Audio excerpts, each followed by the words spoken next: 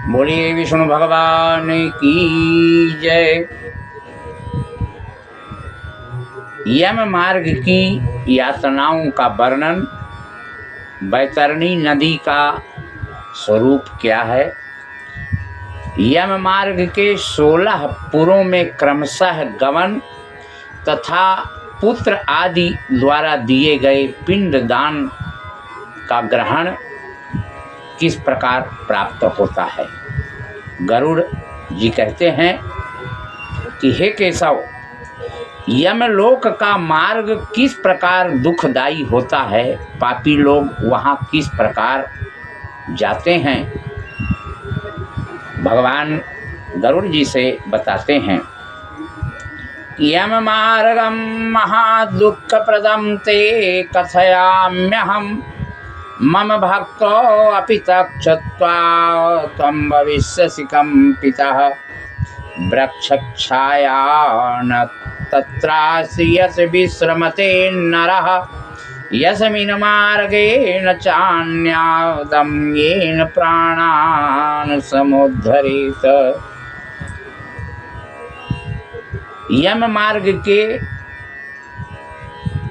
रास्ते में महान दुख प्रदान होता है।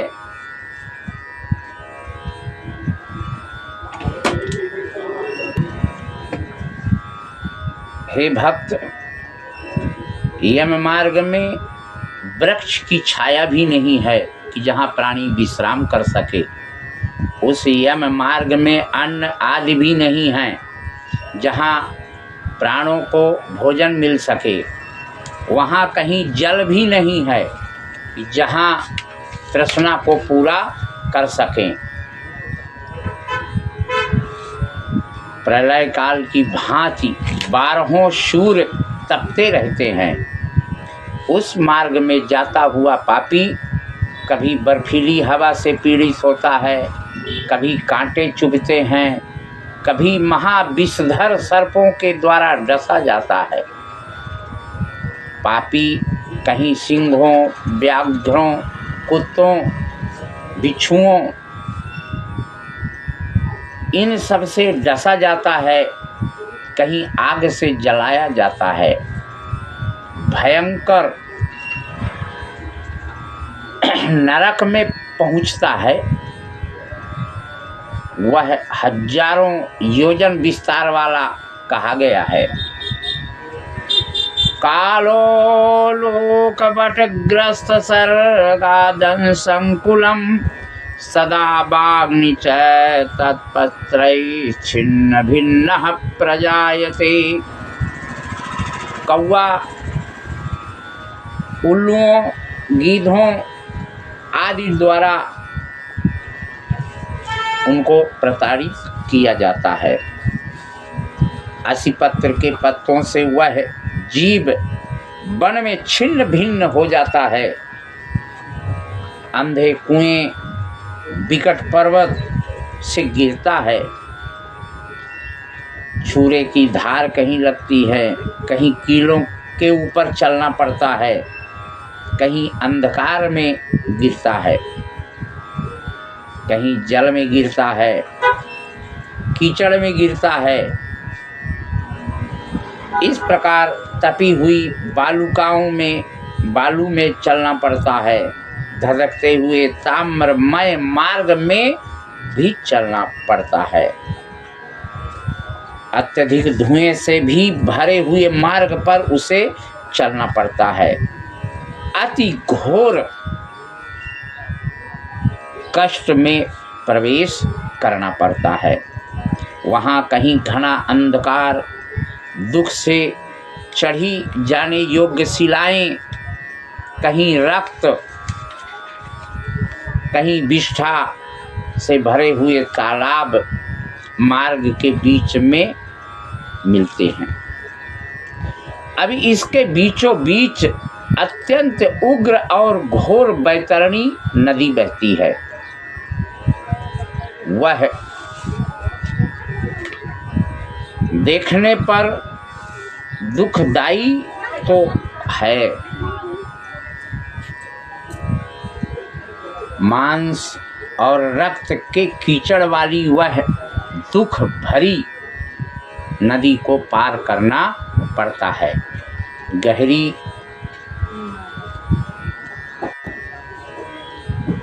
विशालकाय घड़ियालों से व्याप्त सैकड़ों प्रकार के घोर पक्षियों से आवृत है। आए हुए पापी को देखकर वह नदी ज्वाला और धूम से भरकर कड़ाह में रखे घृत की भांति खौलने लगती है। वह नदी सुई के समान मुख वाले भयानक कीड़ों से चारों ओर व्याप्त है। वज्र के समान चोंच वाले बड़े बड़े गीध और कौवे से भरी हुई है। उसके प्रवाह में गिरे हुए बहुत से पापी रोते चिल्लाते हैं। इस प्रकार कहते हुए बार बार विलाप करते हैं। भूख और प्यास से व्याकुल होकर पापी जीव रक्त का पान करते हैं। वह नदी रक्त के प्रवाह से व्याप्त है। महाघोर अत्यंत गर्जना करने वाली, देखने में दुख पैदा करने वाली तथा भयावह है।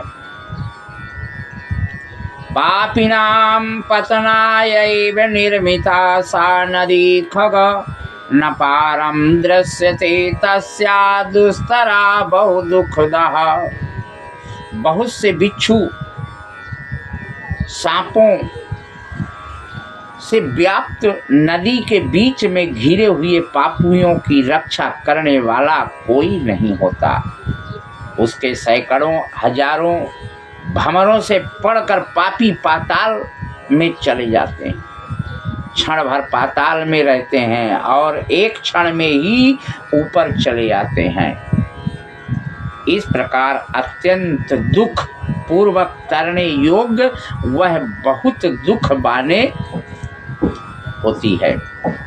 इस प्रकार क्लेशों से व्याप्त अत्यंत दुखप्रद यम मार्ग में रोते चिल्लाते दुखी पापी जाते हैं। पापी गर्दन, हाथ और पैर में जंजीर से बंधे हुए अपनी पीठ पर लोहे के भार को ढोते हुए मार्ग पर चलते हैं। अत्यंत घोर यमदूतों के द्वारा मुग्धरों से पीटे जाते हैं। मुख से रक्त बमन करते हुए पुनः पीते हैं। अपने दुष्कर्मों को सोचते हुए प्राणी अत्यंत ग्लानि का अनुभव करता है। दुखित होकर यमलोक को पहुंचता है, जाता है। यम मार्ग में जाता हुआ वह मंदबुद्धि प्राणी पुत्र पौत्र आदि को पुकारते हुए हाय हाय इस प्रकार विलाप करते हुए पश्चाताप की ज्वाला से जलता रहता है। मैंने दान किया होता तो आज यह नहीं भोगना पड़ता। उसे मनुष्य संबंधी पुनर्जन्म का याद आता है। धर्माचरण नहीं किया, दान नहीं किया, अग्नि में हवन नहीं किया, तपस्या नहीं किया, देवताओं की पूजा नहीं किया, विधि विधान से तीर्थ सेवा नहीं की, उसी प्रकार जीव अपने आप को कोसते हुए और आगे बढ़ता है। वह सत्पुरुषों का मन में विचार करते हैं कि सत्संग नहीं किया, आज उसी का फल प्राप्त हो रहा है। नित्यदानं न गवहनिकं कृतं न वेदशास्त्रार्थवचा प्रमाणितं श्रुतं पुराणं न च पूजितो ज्ञो देहिन क्वचिन्नस्तरा यत्त्वया कृतं। तुमने नित्य दान नहीं किया। यमदूत जो साथ में रहते हैं ले जाते समय याद दिलाते हैं कि तुमने नित्य दान नहीं किया, गौओं के दैनिक भरण पोषण की व्यवस्था नहीं की, शास्त्रों के वचनों को प्रमाण नहीं माना, पुराणों को नहीं सुना, जो तुमने किया है उन्हीं दुष्कर्मों के फल को अब तो भोगना ही पड़ेगा। धर्म की बुद्धि से एकमात्र पति की सेवा की नहीं और पति की मृत्यु हो जाने पर बहिन प्रवेश करके उनका अनुगमन किया। जीवन व्यतीत किया, इसलिए हे बहन जैसे किया उसका फल अब भोगना ही पड़ेगा। मास पर्यंत किए जाने वाले उपवासों से, चंद्रायण व्रतों आदि सब विस्तीर्ण नियमों के पालन से शरीर को सुखाया नहीं। पूर्व जन्म में किए हुए दुष्कर्मों से इन दुखों को तो भोगना ही पड़ेगा। इस तरह बहुत प्रकार से विलाप करके पूर्व देह का स्मरण करते हुए मानव जन्म कहाँ चला गया, चिल्लाता हुआ यम मार्ग में वह चलता है। इस तरह 17 दिन तक अकेले वायु वेग से चलते हुए 18वें दिन वह प्रेत सौम्यपुर में जाता है। रमणीय श्रेष्ठ सौम्यपुर में प्रेतों का महान गण रहता है। वहाँ पुष्पभद्रा नदी और अत्यंत प्रिय दिखने वाला बट वृक्ष है।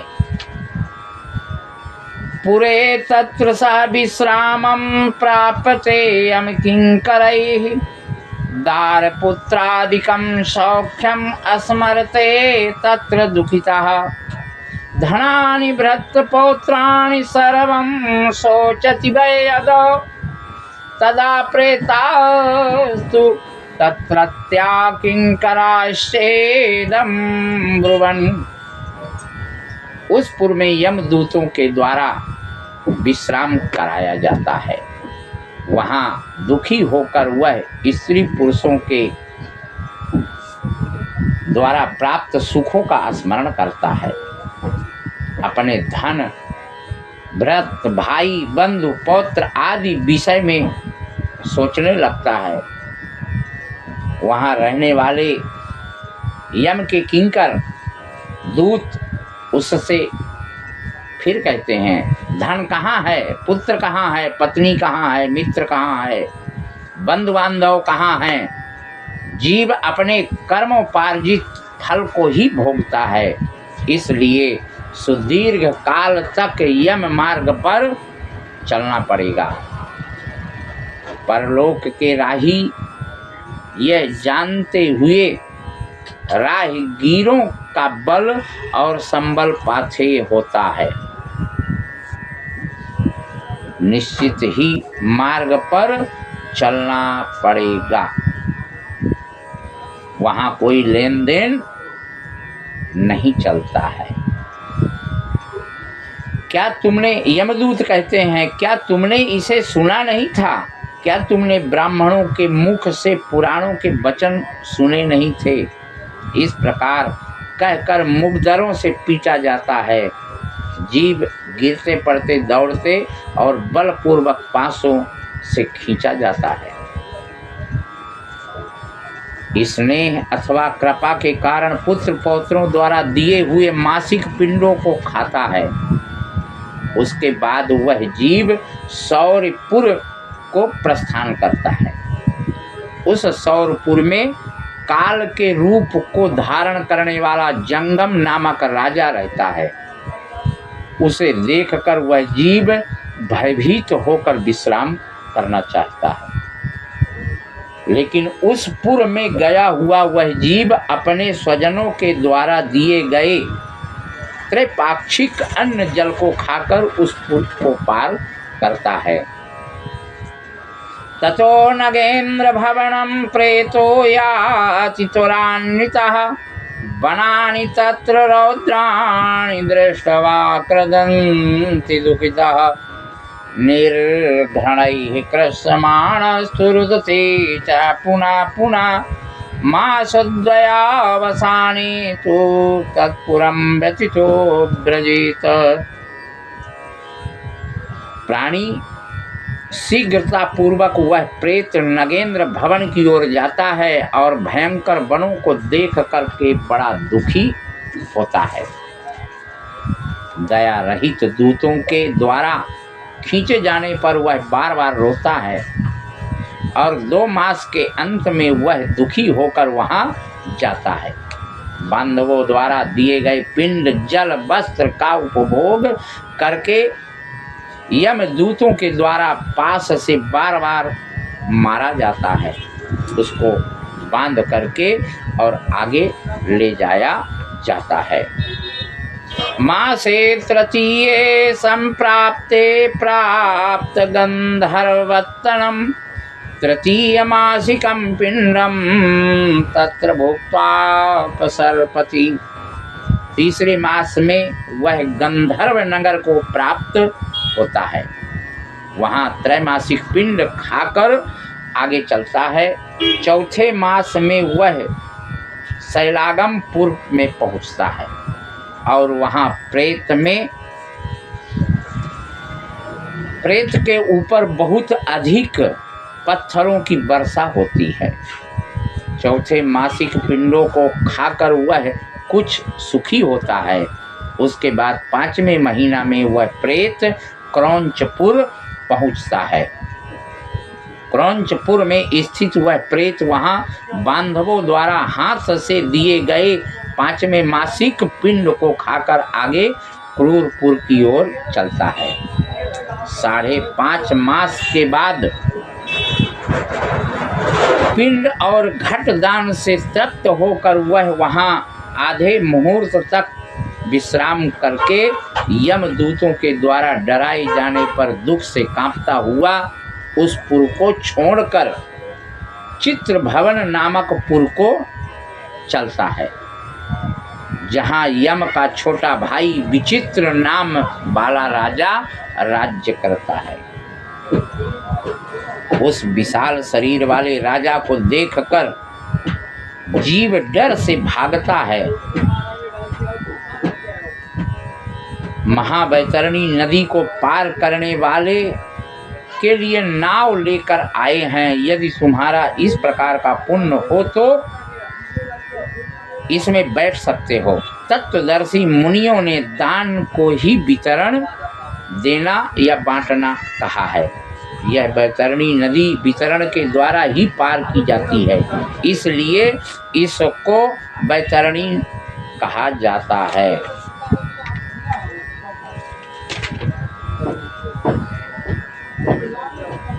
तम दृष्ट्वा क्वथते सातु ताम दृष्ट्वा सोत्कृन्दते अदत्तदानः पापात्मा तस्यामे निमज्जति।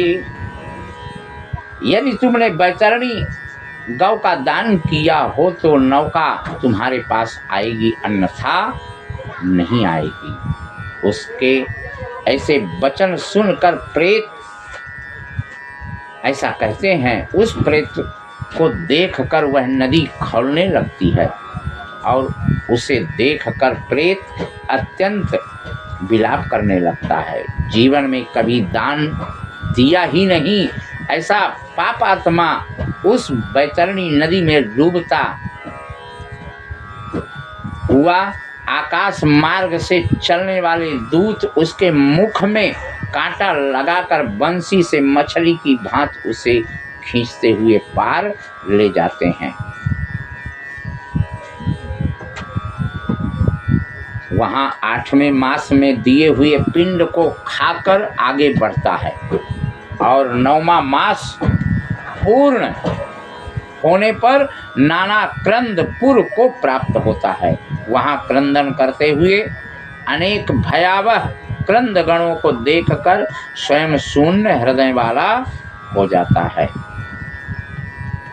इन पुरों को छोड़कर वह यमदूतों के द्वारा भयभीत किया जाता हुआ 10वें महीना में अत्यंत कठिनाइयों से सुतप्त भवन नामक नगर में पहुंचता है। वहां पुत्र आदि से पिंडदान और जलांजलि प्राप्त करके भी सुख नहीं प्राप्त कर पाता है। 11वां महास में पूरा होने पर वह रौद्रपुर को जाता है और पुत्र आदि के द्वारा दिए हुए 11 मासिक पिंड को खाता है। 11.5 मास बीतने पर वह जीव पयोवर्षण नामक नगर में पहुंचता है। वहां प्रेतों को दुख देने वाले मेघ घनघोर वर्षा करते हैं। वहां पर दुखी हुआ प्रेत ऊनाब्दिक श्राद्ध को प्राप्त करता है। संपूर्णे तो ततो वर्षे सीताढ्यं नगरं व्रजेत हिमाक्षत गुणं तत्र महाशीतं तपत्यपि। वह जीव वर्ष पूरा होने पर वह जीव सीताढ्य नामक नगर को प्राप्त होता है। वहाँ हिम से भी 100 गुनी अधिक ठंड पड़ती है। शीत से दुखी और क्षुधित होकर वह जीव 10 दिशाओं में देखता है कि शायद कहीं कोई हमारा बांधव हो जो मेरे दुख को दूर कर सके। तब यम के दूत कहते हैं, तुम्हारा ऐसा पुण्य कहाँ है? फिर वार्षिक पिंड को खाकर वह धैर्य धारण करता है। इसके बाद वर्ष के अंत में यमपुर के निकट पहुंचने पर वह प्रेत बहुभीतपुर में जाकर हाथ भर माप के अपने वह यमदूतों के साथ शरीर को छोड़ता है। पुनः कर्म भोग के लिए अंगुष्ठ मात्र के वायु रूप इस प्रकार भगवान गरुड़ से कहते हैं कि पुनः कर्म भोग के लिए अंगुष्ठ मात्र के वायु स्वरूप यातना देह को प्राप्त करके वह यमदूतों के द्वारा दृढ़ बंधनों से बंधे हुए अत्यंत कष्ट से यमपुर को जाते हैं। इस प्रकार आकाशगामी धर्मराजपुर में 4 द्वार हैं, जिनमें से दक्षिण द्वार के मार्ग का तुमसे इस प्रकार का वर्णन किया गया। महान भयंकर मार्ग में भूख प्यास और श्रम से दुखी जीव जिस प्रकार जाते हैं वह सब आपको जानकारी प्राप्त किया। इस प्रकार संसार में कोई भी 84 लाख योनियों में सबसे महान योनि और सबसे महान जीव मनुष्य कहा गया है। मनुष्य परोपकारी होता है। परोपकार करना ही सबसे बड़ा धर्म और सत्य माना गया है। 4 वेद, 6 शास्त्र, 18 पुराण यह हम आप सबको ज्ञान देते हैं कि परोपकरना ही सबसे बड़ा धर्म कहा गया है। बोलिए श्री मधुसूदन भगवान की जय। इस प्रकार गरुड़ पुराण के अंतर्गत यम मार्ग निरूपण किस प्रकार इन सब पुरों में जीव प्रवेश करता है, किस प्रकार का सुख दुख भोगता है, यह वर्णन गरुड़ पुराण के द्वारा प्राप्त होती है। 18 पुराणों में एक पुराण यह भी महत्वपूर्ण पुराण मानी गई है। इसलिए हर मनुष्य को इसके अनुसार भी थोड़ा काम करना चाहिए। आगे इसी प्रकार के वीडियो ऑडियो मिलते रहेंगे। सब्सक्राइब कीजिए, लाइक कीजिए, कमेंट कीजिए, शेयर कीजिए। जय श्री राम।